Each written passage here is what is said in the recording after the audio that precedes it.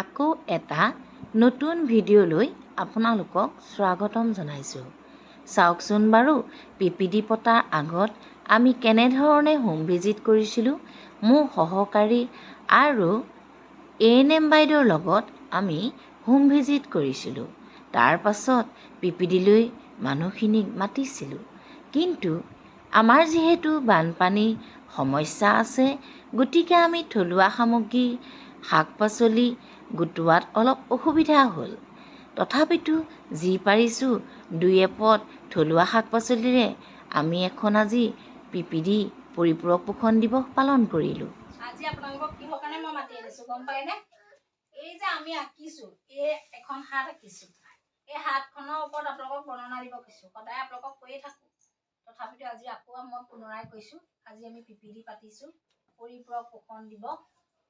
আৰু এই পৰিপূৰক পোষণ দিৱসত আপোনালোকক সজাগ কৰোঁ। কিয় সজাগ কৰোঁ? এই আমাৰ যিবোৰ 6 মাহৰ পৰা 23 মাহৰ শিশু, তাৰমানে 2 বছৰ সম্পূৰ্ণ নহয়, 6 মাহৰ পৰা 2 বছৰ হোৱাৰ আগলৈকে আমি শিশুসকলক বেছিভাগ যত্ন ল'ব লাগে, খুব বেছিকৈ যত্ন ল'ব লাগে। কেলৈ? তেওঁলোকৰ ব্ৰেইন ডেভেলপমেণ্টটো 75% এই সময়তে বেছি হয়। এতিয়া আপোনাৰ এই শিশুটো, এইটো এবছৰ হোৱা নাই, ইয়াক মানে বেছি যত্ন ল'ব লাগিব। ইয়াক খোৱা বোৱাত সকলো ফালৰ পৰা আপুনি গুৰুত্ব দিব লাগিব। সেই খোৱা বোৱাত গুৰুত্ব দিওঁতে আমি এটা কথা মন কৰিব লাগিব, এই 5টা আঙুলিত থকা এই 5টা কথা, প্ৰতিটো আঙুলিতে এটা এটা কথা আছে, দেখিছেনে? ইয়াত আছে, প্ৰথম আঙুলিটোত আছে 1 চাহ চামুচ তেল বা ঘিউ অন্তৰ্ভুক্ত কৰিব। তাৰমানে আমি খোৱা বোৱাত তাক কি দিব লাগিব? 1 চামুচ তেল বা ঘিউ দিব লাগিব, কাৰণ তেতিয়াহে সি পৰিপুষ্টিটো পাব। 2 নম্বৰতে লিখা আছে, চব 2টা বাচন। বাচন 2টা ল'বলৈ কৈছে। অকল এটা বাচন নহয়, এটা বাতি ল'বলৈ কৈছে আৰু এখন চামুচ ল'বলৈ কৈছে। কেলে ল'বলৈ ক'লে? কাৰণ মাকৰ লগত যদি আমি খুৱাওঁ শিশুটো, কিছুমানে কি হয় নিজৰ পাতৰে খুৱাই দিয়ে, আগৰ দিনৰ মানুহেও খুৱায়, নিজৰ পাততে বহুৱাই ল'ব, বহুৱাই লৈ খুৱায়। সি কিমান পৰিমাণৰ খালে সেই কথাটো আমি গম নাপাওঁ। আমাৰ এইবোৰ কিতাপ দিছে, অফিচৰ পৰা কিছুমান বুকলেট দিছে, ইয়াত আপোনালোকৰ ৰেচিপিও আছে, কেনেকৈ ৰান্ধিব পাৰে আৰু ইয়াত কিমান পৰিমাণৰ খুৱাব লাগে প্ৰতিটো শিশু ইয়াত আছে। আপোনালোকে পঢ়ি চাব। মই আপোনালোকৰ সময় যিহেতু কম, গতিকে মই আপোনালোকে এইখিনি কিতাপ মই ঘৰলৈ কাৰোবাৰ প্ৰয়োজন হ'লে ঘৰলৈ লৈ যাব, মোক আকৌ খালি ঘূৰাই দিব। তাৰপাছত ইয়াত লিখা আছে এটা বাতি আৰু এখন চামুচ। কিয় দিছে? কাৰণ এটা বাতি এখন চামুচত আমি তাৰ প্ৰয়োজনীয় যিখিনি পৰিমাণ, এটা শিশুক 200 গ্ৰাম, 100 গ্ৰাম, 300 গ্ৰাম বয়স অনুপাতে, গম পাইছে নাই? বয়স অনুপাতে 200 গ্ৰাম দিব লাগে, বয়স অনুপাতে 300 গ্ৰাম দিব লাগে। কোনটো শিশুক দিব লাগে এই কিতাপখনত লিখা আছে। গতিকে 6 মাহৰ পৰা এই এবছৰে এই শিশুটোৰ কথাই মই উদাহৰণ দিছোঁ। ইয়াক এই দিনটোত আপুনি ধৰক 200 গ্ৰাম এইবাৰ খালে নাই, এই বস্তুটোত আপুনি গম পাব বাতিটো ল'লে, গম পাইছে নাই? কিন্তু মাকৰ লগত যদি খায় তেতিয়া আপুনি গম নাপায় সি কিমান পৰিমাণৰ খালে। সি যিটো তাৰ পৰিমাণ প্ৰয়োজন সেইটো খাব পাৰিব লাগিব। সেইকাৰণে বাচন আৰু বাতিটো এক্সট্ৰাকৈ ল'বলৈ কৈছে। সেইকাৰণে অন্নপ্ৰসনত বাতি আৰু বাচন দিয়ে যে মানুহে, গম পাইছে? তাৰ পাছতে আহিলে কি, কেইবাৰ খুৱাবলৈ কৈছে দিছেনে? অতি কমেও 3 বাৰ।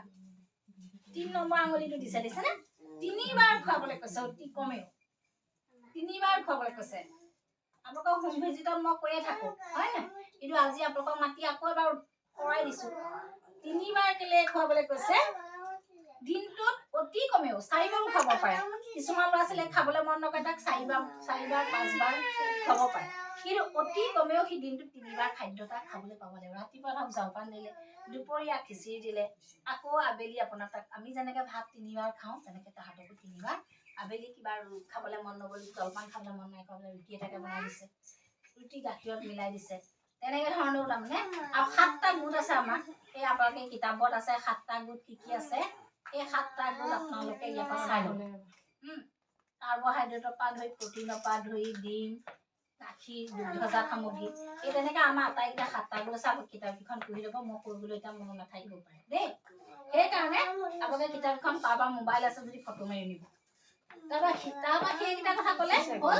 তাৰপাছত কৈছে শিশুৰ খাদ্যত অতি কমেও 4টা শ্ৰেণীৰ খাদ্য ব্যৱহাৰ কৰিব। সেই 7টা গোটৰ কথা যে মই ক'লো আপোনালোকক, সেই 7টা গোটত 3 বাৰ যে খাদ্য খুৱাবলৈ ক'লো, 3 বাৰ খাদ্য খুৱাওঁতে সেইকেইটা বস্তু তাত পৰিব লাগিব বুলি মই কৈছোঁ নহয়। আপোনালোকক 7টা গোট অন্তৰ্ভুক্ত হ'ব লাগিব। সেই 7টা গোটৰ কথা কৈছে 4 নম্বৰ আঙুলিটো। 4 নম্বৰ আঙুলিটোৱে 7টা গোটৰ কথা কৈছে। কাৰ্বহাইড্ৰেট জাতীয় খাদ্য, প্ৰটিন জাতীয় খাদ্য, চৰ্বি জাতীয় খাদ্য, মাছ মাংস কণী এইখিনি আমাৰ প্ৰটিনত পৰে। চৰ্বি জাতীয় খাদ্য তেল ঘিউ পৰিব। কাৰ্বহাইড্ৰেট আমাৰ ৰুটি চাউল এইখিনি পৰে, গম পাইছে। আকৌ কণীটো আমাৰ এক্সট্ৰাকে ধৰিছে আৰু দুগ্ধজাত সামগ্ৰী। কণীটো খোৱাবতো বাঞ্ছনীয়, কাৰণ কণীটো হৈছে সকলো। আৰু আমাৰ সেউজীয়া শাক পাচলি পৰিছে সেই 7টা গোটৰ ভিতৰত। সেউজীয়া শাক পাচলি পৰিছে, এইবোৰ হৈছে ভিটামিনযুক্ত খাদ্য।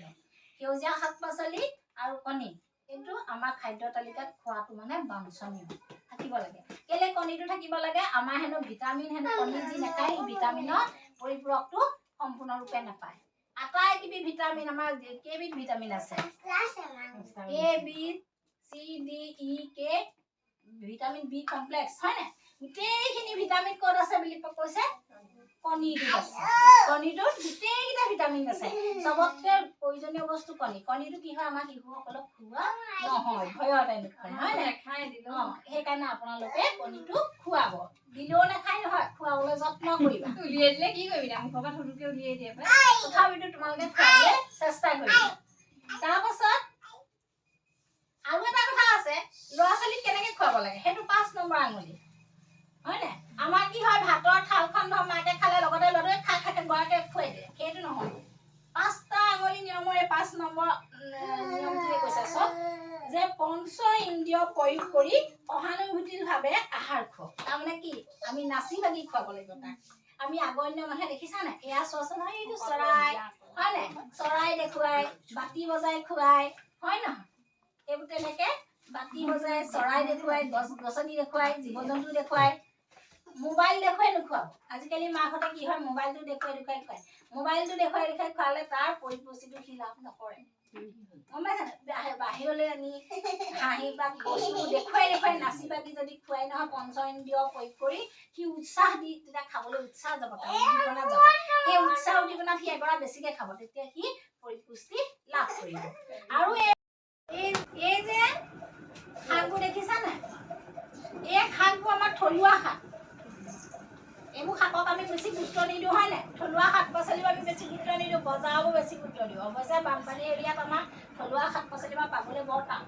আমাৰ যিহেতু বানপানী এৰিয়া হয় নাই? বানপীড়িত অঞ্চল আমাৰ, সেইকাৰণে আমাৰ পাবলৈ টান। তথাপিতো আপোনালোকে ওখ ঢাপত ৰুব, মাছৰ কাৰ্টুনত ৰুব, তেতিয়া বস্তুটো দাঙি মানে ওখ ঢাপত যদি ৰাখে তেতিয়া বস্তুটো থাকি যায়, বানপানী হ'লেও থাকি যায় হয় নাই? বস্তাত ৰুব, ওখ ঢাপত দাঙি থৈ দিব পৰা। এই আমাৰ থলুৱা শাক পাচলিবোৰ আমাৰ কি হয়? এইবোৰ বহুত ভিটামিন আছে। আৰু ডাঙৰ কথা হৈছে আমাৰ বানপীড়িত অঞ্চল জেগাবোৰত আকৌ শাক পাচলি যিটো হয় সেইটো বেছিহে খাবলৈ ভাল হয়। কাৰণ ব্ৰহ্মপুত্ৰ পানীয়ে হেৰি হৈ যোৱাৰ পাছত হয় নাই? পলসটো পাই যোৱাৰ পাছত খাদ্য পাচলিবোৰ ধুনীয়া হয়। সেইকাৰণে আপোনালোকে পাৰিলে শাক পাচলিটো নিজৰ বাৰীত এখন কৰি পেলাই ল'ৰা ছোৱালীক খুৱাবলৈ চেষ্টা কৰিব।